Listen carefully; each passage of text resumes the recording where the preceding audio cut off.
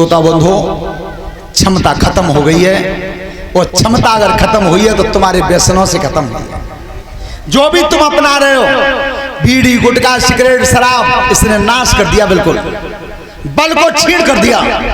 और सही बता रहे हैं तुम्हें, इतनी हंसी आते हैं कि 16 17 18 साल के बालक दिन में तो गुटखा खा लें तो कोई बात ना, रात में मुंह भर के सो जाता है।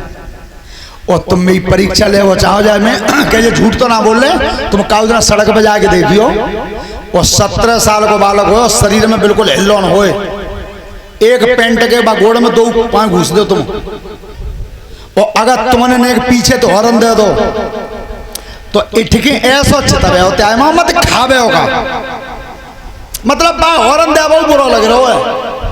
क्यों लग रहा है कि शरीर में गुस्सा ही गुस्सा रह गई है, और कुछ रो ही ना है ही नहीं।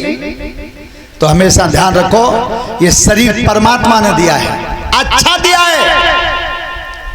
और अगर भगवान की 9 भक्ति लिखी है रामायण में, तो परीक्षित जी 9 की 9 आ जावे तो देवता हो।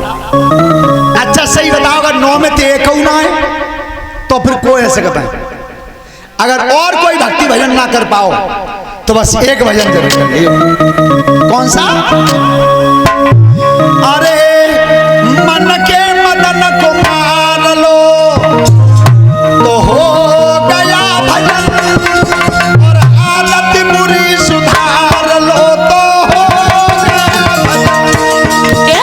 मन के मदन को मार लो तो हो गया भजन, और हालत बुरी सुधार लो तो हो गया भजन।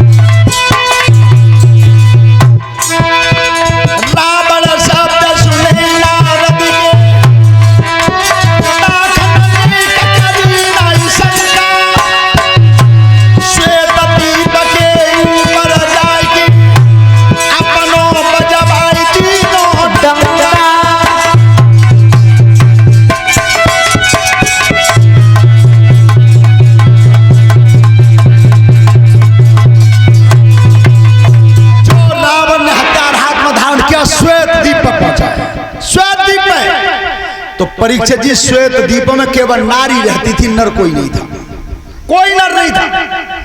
तो रावण ने इस समय ललकार मारी है, तो सब स्त्रियां सामने हाथ जोड़ के खड़ी, भाई महाराज तुम जैसा वीर, और यहाँ औरतों पर हथियार उठाए महाराज, यहाँ कोई नर है ही ना।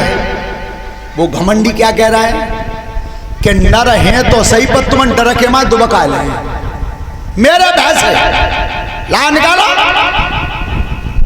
सब नारी हाथ जोड़ के खड़ी, महाराज ना कोई ना है। सही बात, तो जगत तुम्हारी बराबर कोई ना है, पर वो दुष्ट नहीं माना, बार बार ललकार मारता रहा। तो ये पंडित ज्वाला प्रसाद जी ने बंबई प्रेस की रामायण में लिखा है,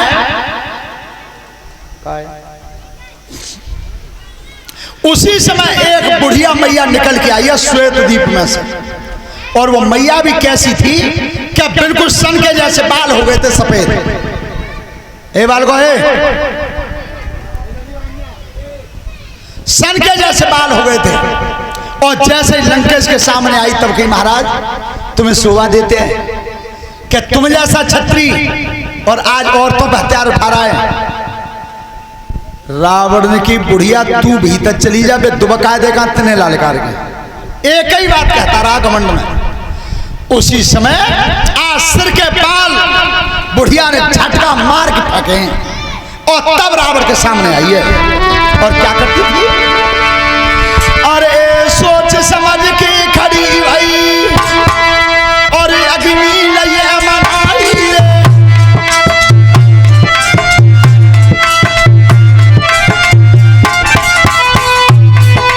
सोच समझ के खड़ी भाई और अग्नि लइए मनाई रे, और केस पकड़ के रावण के गैया धराई उठाई रे।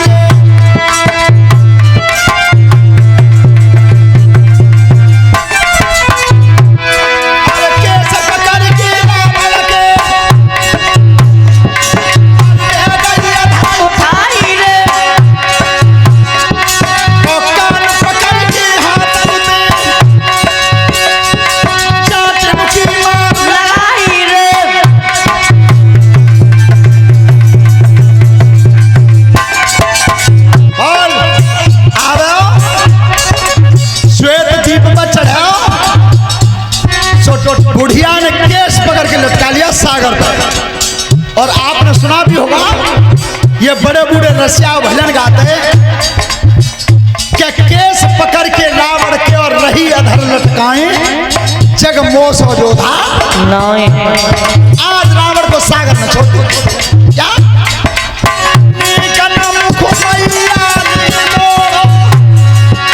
और रावण जाए समुद्र में छोड़ो।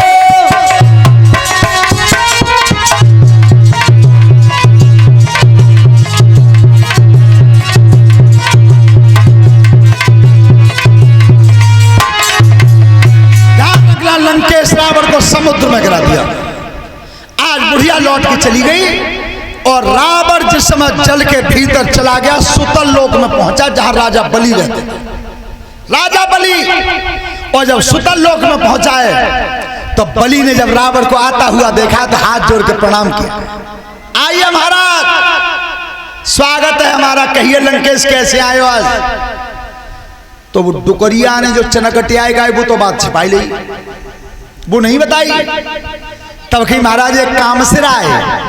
रावण कह रहा राजा बलि से कि हम काम से आए, तो जल्दी बताओ कैसे आए।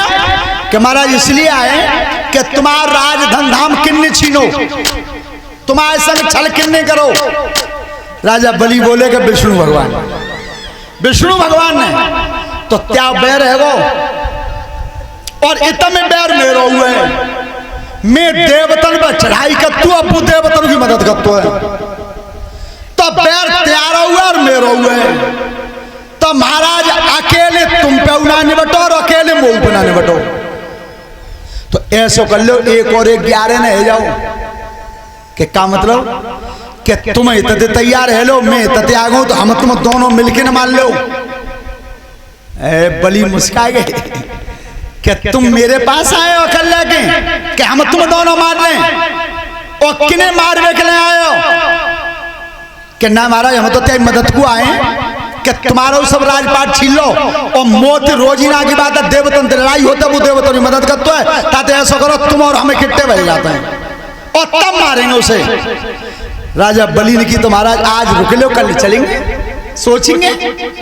जो दरबार बंद किया और राजा बलि ने लंकेश को सामने डाल लिया। आगे चलो महाराज घर को चल रहे हैं, रोटी पानी खा लो, हारे थके आयो, कहीं नाश्ता कर लो, कल सोचेंगे।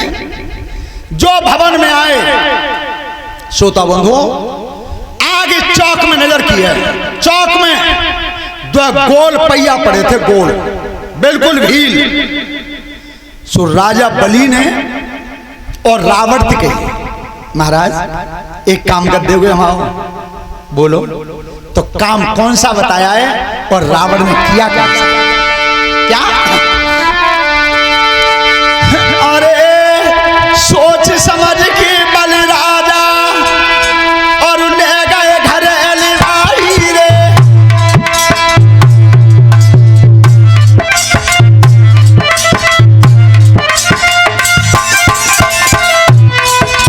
सोच समझ के बलि राजा ले गए घर एलिवाई रे।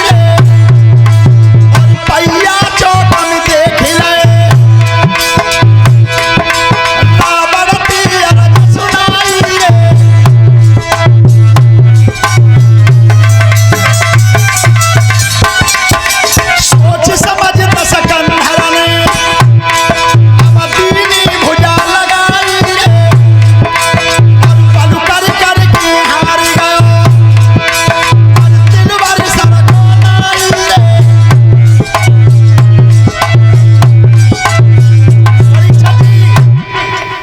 लंकेश रावण ने आज उस गोल भील से एक हाथ लगाया और खींच के बल मारा, पर वो पहिया तिरवा सरका नहीं, हिला नहीं। जब नहीं हिला तब भुजा दूसरी लगाई, तीसरी लगाई, चौथी लगाई, और जब हिम्मत हार रहा था लंकेश और सोच समझ के बैठ गया।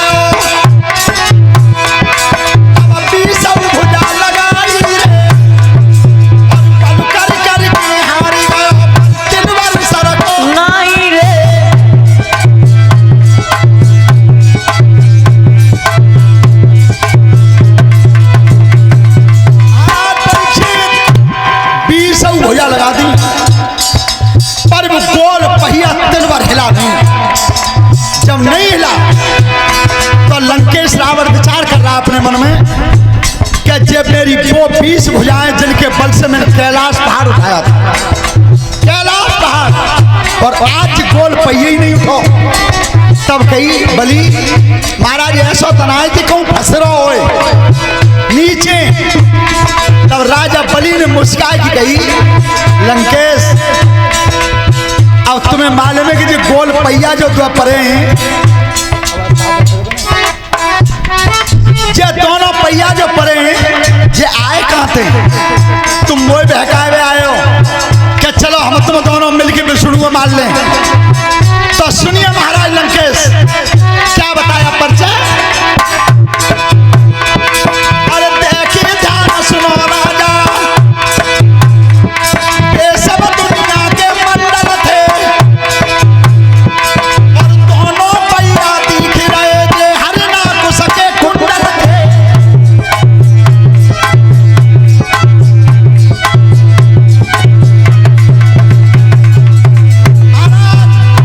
लंकेश सुनिए, ये दोनों गोल पहिया जो मेरे चौक में पड़े हैं, जो मेरे परदादा का श्रृंगार है, मेरे परदादा हिरण्यकश्यप के कानन के कुंडल है।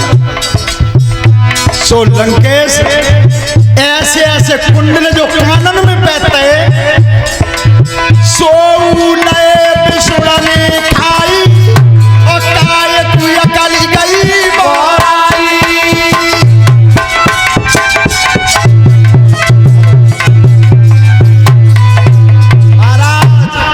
इतने भारी कुंडल जो कानन में लटकाए रहते मेरे परदादा हिरण्यकश्यप, ऐसे तो घोटुन बधर की चीते से तुम वो समझ आवे आए हो कि हम तुम मिलके मार लें। रावण का घमंड चूर हो गया, रावण का बिल्कुल घमंड चूर हो गया कि ऐसे वीर दुनिया में पैदा है जो इतने इतने भारी कुंडल लटकाए ढूंढते और बेव विष्णु ने मार दे। एकदम लौट के चले। बलि ने की चोर रुकोए ना आज, कहना महाराज बस है वो काम जो चले तो सामने तो बालक आ रहे राजा बलि के नगर के। सो एक बालक ने कहा भैया देखिए जी कैसो आदमी एक मूड़ पे 10 मूड़। सो बच्चन ने वो बीच चौक में पकड़ लिया, बीच रास्ता में, और रास्ता में पकड़ के और घुड़शाला में बांधा। घोड़शाला में और पाल करने वाले 10 मूड़न पर 10 दिया धरे जरा के 10 दीपक और बाल करने खिलौना बनाए कई का सोन एक दिया गिरे वो ताई मोह तो देंगे ऐसे ठाणे कोण में बिल्कुल मत पानी भेज दे हले उगने को। जो राजा बलि को पता चली कि लंकेश को बच्चों ने पकड़ लिया है तब महाराज खुद चल के आए, राजा बलि खुद चल के आए। श्रोता बंधु तब बच्चों से लंकेश को छुड़ाया और तब कही महाराज अब लौट जाओ, अब चले जाओ। तो लंकेश रावण ने कही कि महाराज बलि क्षमा चाहते हैं, पल्लाते हम पया अपनाया है, पल्ला दिखाओ के फेंके बह गिरे अब चिबता चाल मत कैसे जाएं। तो राजा बलि ने सीधा हाथ बढ़ा दिया, कैसे कैसे वीर हुए या धरती पे। आज सूरज बदला न चंदा बदला न बदला जमीन आसमान, जितना बदल गया है इंसान बदला है। आपने देखा होगा पढ़ा होगा महाभारत में कि जिस समय द्रौपदी का हरण किया था जयद्रथ ने, और उस समय पवन पुत्र भीम जंगल में इतनी तेज भागे थे कि भागने से जब भुजा पेड़ में लग जाती थी वो पेड़ टूट के धरती पर गिर जाता था। ये महाभारत में लिखा है।